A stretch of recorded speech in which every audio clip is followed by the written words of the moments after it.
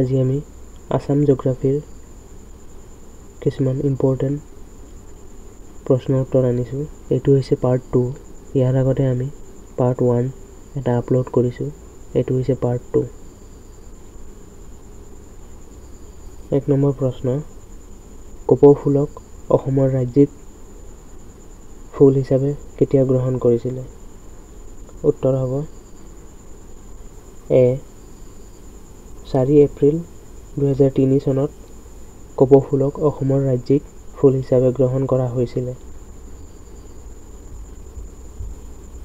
2 number প্ৰশ্ন, কোনখন ৰাজ্যক ৰঙা নদী আৰু নীলা পাহাৰৰ দেশ বুলি কোৱা হয়? উত্তৰ অসম।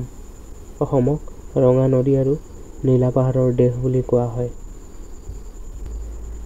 3 নম্বৰ প্ৰশ্ন, আমচাং বন্যপ্ৰাণী অভয়াৰণ্য নিম্নলিখিত কোনখন জিলাত অৱস্থিত? উত্তৰ কামৰূপ মেট্ৰ'। কামৰূপ মেট্ৰত আমচাং বন্যপ্ৰাণী অৱস্থিত। 4 নম্বৰ প্ৰশ্ন, অসমৰ কোনখন জিলাত চাহ বাগিচাৰ সংখ্যা সৰ্বাধিক? উত্তৰ ডিব্ৰুগড়। ডিব্ৰুগড় জিলাত চাহ বাগিচাৰ সংখ্যা আটাইতকৈ বেছি। 5 নম্বৰ প্ৰশ্ন, কোন বছৰত মানস ৰাষ্ট্ৰীয় উদ্যানত টাইগাৰ প্ৰকল্প আৰম্ভ কৰা হৈছিলে? উত্তৰ 1973 চনত। 1973 চনত মানসক টাইগাৰ প্ৰকল্প হিচাপে গ্ৰহণ কৰা হৈছিলে। 6 নম্বৰ প্ৰশ্ন, ভূমিকম্পৰ ফলত কোন বছৰত চান্দুবি হ্ৰদ গঠন হৈছিলে? উত্তৰ 12 জানুৱাৰী 1897 চনত ভূমিকম্পৰ ফলত চান্দুবি হ্ৰদটোৰ সৃষ্টি হৈছিলে। 7 নম্বৰ প্ৰশ্ন, নিম্নলিখিত কোনখন নদীক অৰুণাচল প্ৰদেশৰ কামেং বুলি জনা যায়? উত্তৰ জিয়া ভৰলী। জিয়া ভৰলী নদীক অৰুণাচল প্ৰদেশত কামেং বুলি জনা যায়। 8 নম্বৰ প্ৰশ্ন, নিম্নলিখিত কোনখন জিলাৰ বাংলাদেশৰ সৈতে আন্তৰ্জাতিক সীমা নাই? উত্তৰ হাইলাকান্দি। হাইলাকান্দিৰ বাংলাদেশৰ সৈতে সীমা নাই। কৰিমগঞ্জৰ আছে, ধুবুৰীৰ আছে, কাছাৰৰ আছে আৰু চাউথ চলমাৰা মানকাছাৰ। এই 4খন জিলাৰ বাংলাদেশৰ সৈতে সীমা ভাগ বতৰা আছে। আৰু আটাইতকৈ বেছি সীমা বাংলাদেশৰ সৈতে ধুবুৰীয়ে শ্বেয়াৰ কৰে। ধুবুৰীয়ে বাংলাদেশৰ সৈতে আটাইতকৈ বেছি বাউণ্ডাৰী শ্বেয়াৰ কৰে।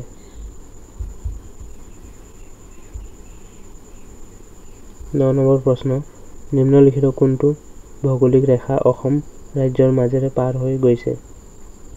উত্তৰ ডি হ'ব, নান অফ দিছ এবভ। অসমৰ মাজেৰে একো ৰেখাই পাৰ হৈ যোৱা নাই। ট্ৰপিক অফ কেঞ্চাৰ ভাৰতৰ মাজেৰে পাৰ হৈ গৈছে। ভাৰতৰ 8খন ৰাজ্যৰ মাজেৰে পাৰ হৈ গৈছে। তাৰে আমাৰ নৰ্থ ইষ্টৰ হৈছে 2খন, ত্ৰিপুৰা আৰু মিজোৰাম। এই 2খনৰ মাজেৰে ট্ৰপিক অফ কেঞ্চাৰ পাৰ হৈ গৈছে। 10 নম্বৰ প্ৰশ্ন, অসমৰ নিম্নলিখিত কোনটো এলেকা ফেৰেল ঘোঁৰাৰ বাবে জনাজাত বা বনৰীয়া ঘোঁৰাৰ বাবে জনাজাত? উত্তৰ ডিব্ৰু-চৈখোৱা নেশ্যনেল পাৰ্ক।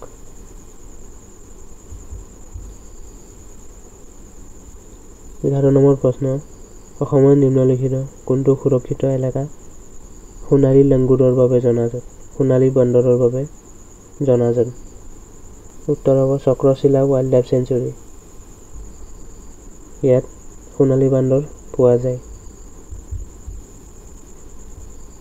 12 নম্বৰ প্ৰশ্ন, অসমৰ কিমান মাটি বনাঞ্চলে দখল কৰি আছে? উত্তৰ 34.21% বনাঞ্চলে আগুৰি আছে।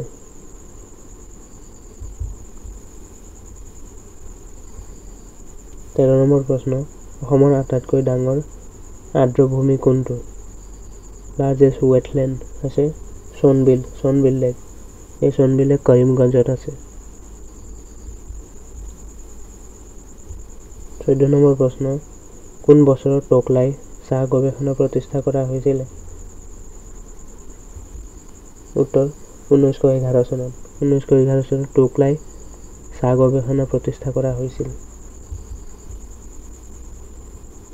15 নম্বৰ প্ৰশ্ন, কোন বছৰত গুৱাহাটীত চাহ নিলাম কেন্দ্ৰ স্থাপন কৰা হৈছিল? উত্তৰ 1970 চনত। 1970 চনত গুৱাহাটীত চাহ নিলাম কেন্দ্ৰ প্ৰতিষ্ঠা কৰা হৈছিল। 16 নম্বৰ প্ৰশ্ন, বিখ্যাত ঢলা শদিয়া দলং কোনখন নদীৰ ওপৰত নিৰ্মাণ কৰা হৈছে? উত্তৰ লোহিত নদীৰ ওপৰত নিৰ্মাণ কৰা হৈছে। 17 নম্বৰ প্ৰশ্ন, বাংলাদেশত প্ৰৱেশ কৰাৰ পিছত ব্ৰহ্মপুত্ৰ নদীৰ নাম কি? উত্তৰ যমুনা। ব্ৰহ্মপুত্ৰ নদীখন তিব্বতৰ পৰা উৎপত্তি হৈছে। তিব্বতত ব্ৰহ্মপুত্ৰ নদীক ইয়াৰলুং চাংপো বুলি কয়। তাৰপিছত আহি অৰুণাচল প্ৰদেশত সোমায়। অৰুণাচল প্ৰদেশৰ পৰা অসমত আহে, তাৰপিছত গৈ বে অফ বেংগলত পৰে। ব্ৰহ্মপুত্ৰৰ টোটেল দৈৰ্ঘ্য হৈছে 2900 কিলোমিটাৰ। আৰু ভাৰতত ইয়াৰ দৈৰ্ঘ্য হৈছে 916 কিলোমিটাৰ। আৰু অসমত টোটেল ইয়াৰ দৈৰ্ঘ্য হৈছে 720 কিলোমিটাৰ। 18 নম্বৰ প্ৰশ্ন, অঞ্চল অনুসৰি উত্তৰ পূবৰ ৰাজ্যবোৰৰ ভিতৰত অসম কোন সংখ্যাত আছে? উত্তৰ ছেকেণ্ড। আৰু ফাৰ্ষ্টখন হৈছে অৰুণাচল প্ৰদেশ। এৰিয়া হিচাপত চবতকৈ ডাঙৰ ষ্টেট হৈছে অৰুণাচল প্ৰদেশ আৰু ছেকেণ্ডখন হৈছে অসম। 19 নম্বৰ প্ৰশ্ন, কোনখন নদীয়ে কাৰ্বি মালভূমিক নগা পাহাৰৰ সৈতে পৃথক কৰে? উত্তৰ ধনশিৰি। ধনশিৰি নদীয়ে কাৰ্বি মালভূমিক নগা পাহাৰৰ সৈতে পৃথক কৰে। 20 নম্বৰ প্ৰশ্ন, ব্ৰহ্মপুত্ৰৰ সৰ্ববৃহৎ দক্ষিণ পাৰৰ উপনদী কোনটো? উত্তৰ চবতকৈ ডাঙৰ দক্ষিণ পাৰৰ উপনদী হৈছে কপিলী। আৰু উত্তৰ পাৰৰ চবতকৈ ডাঙৰ নদী হৈছে সোৱণশিৰি। 21 নম্বৰ প্ৰশ্ন, মাজুলীত গৰাখহনীয়া কোন বছৰত ভূমিকম্পৰ পৰা আৰম্ভ হৈছিল? উত্তৰ 1950 চন। 1950 চনৰ ভূমিকম্পৰ ফলৰ পৰা মাজুলীৰ গৰাখহনীয়া আৰম্ভ হৈছিল। 22 নম্বৰ প্ৰশ্ন, ভাৰতৰ মুঠ জনসংখ্যাৰ কিমান শতাংশ অসমত বাস কৰে? উত্তৰ 2.6%। 2.6% জনসংখ্যা ভাৰতৰ অসমত বাস কৰে। 23 নম্বৰ প্ৰশ্ন, একমাত্ৰ ৰামছাৰ স্থান দ্বীপৰ বিলক চৰাই অভয়াৰণ্য হিচাপে কোন বছৰত ঘোষণা কৰা হৈছিল? উত্তৰ 1989 চনত চৰাই অভয়াৰণ্য হিচাপে ঘোষণা কৰা হৈছিল। 24 নম্বৰ প্ৰশ্ন, কোনটো অৰণ্যক প্ৰায় পূবৰ এমাজন বুলি কোৱা হয়? উত্তৰ দিহিং পাটকাই। দিহিং পাটকাইক পূবৰ এমাজন বুলি কোৱা হয়। 25 নম্বৰ প্ৰশ্ন, কোন ঠাইত মানস নদী ব্ৰহ্মপুত্ৰ নদীৰ সৈতে মিলিত হয়? উত্তৰ যোগী গুফা। যোগী গুফাত মানস নদী ব্ৰহ্মপুত্ৰৰ সৈতে মিলিত হয়। আজিলৈ ইমানে, ধন্যবাদ।